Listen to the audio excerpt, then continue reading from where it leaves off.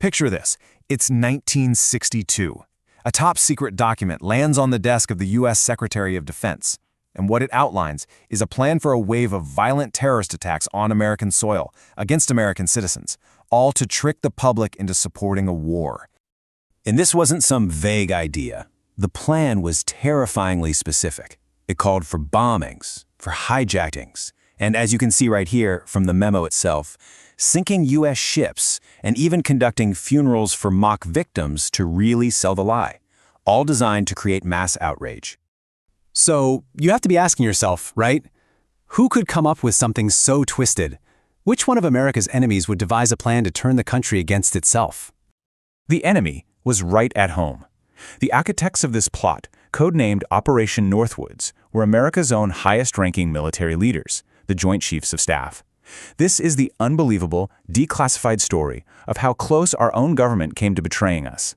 Welcome to Veiled Histories, where we pull back the curtain on the stories you were never meant to hear. So, how in the world does a plan this crazy even get dreamed up?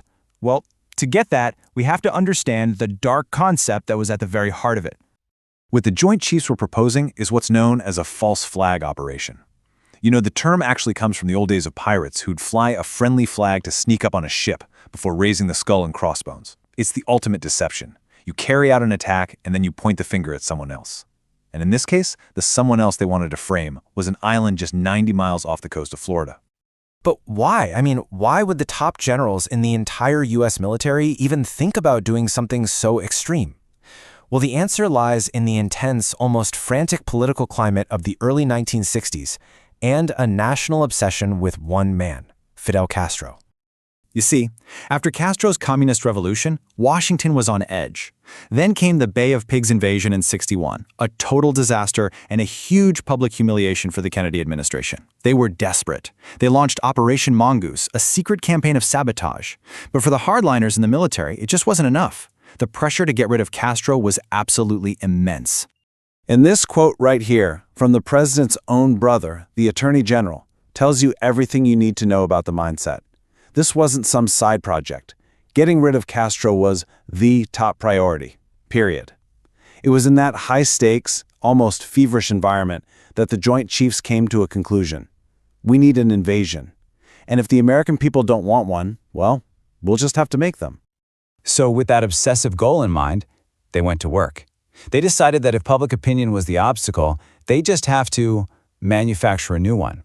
And the plan they devised was chilling in its detail. The list of ideas is just jaw-dropping. We're talking about developing a fake communist Cuban terror campaign right here in the U.S., bombing things in Miami and Washington, D.C., staging riots.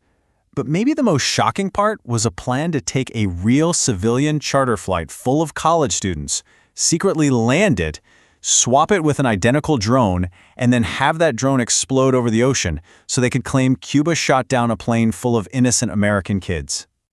I mean, just let that sink in. Creating fake casualty lists to be printed in newspapers, staging funerals for victims who never existed. It's a level of cold, calculated deception that's just hard to wrap your head around. And uncovering these kinds of hidden truths is exactly what we do here at Veiled Histories. If you think learning about this stuff is important, do us a favor and hit that like button and subscribe. It really helps us keep digging. Okay, so the plan is written. It's been unanimously approved by every single one of the Joint Chiefs of Staff. It seems like it's a go. There was just one final hurdle. It needed the signature of the civilian leadership. So in March of 1962, the chairman of the Joint Chiefs himself, Lyman Lemnitzer, walks into the Pentagon office of Secretary of Defense Robert McNamara. He puts the Northwoods memo on the desk. You could argue that in that single moment, the very soul of the country was hanging in the balance. And they were horrified.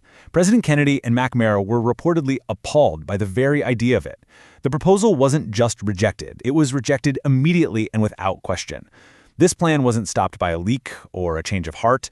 It was stopped because the civilian leadership just said, no, absolutely not. Shortly after, Kennedy had Lemnitzer removed as chairman. So the plot died right there.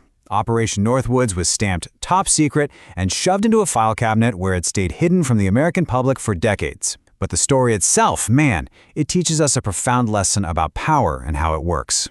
What you're really looking at here is a clash between two fundamentally different ways of thinking. On one side, you had the military, so focused on the goal, getting Castro, that they believed the ends justified any means, even killing their own people. But on the other, you had the civilian government, which understood that there are lines you just don't cross. That trust with the public is sacred, and that ultimately, the military answers to them, not the other way around. It's kind of incredible, right? In a way, this absolutely terrifying story is proof that the system actually worked.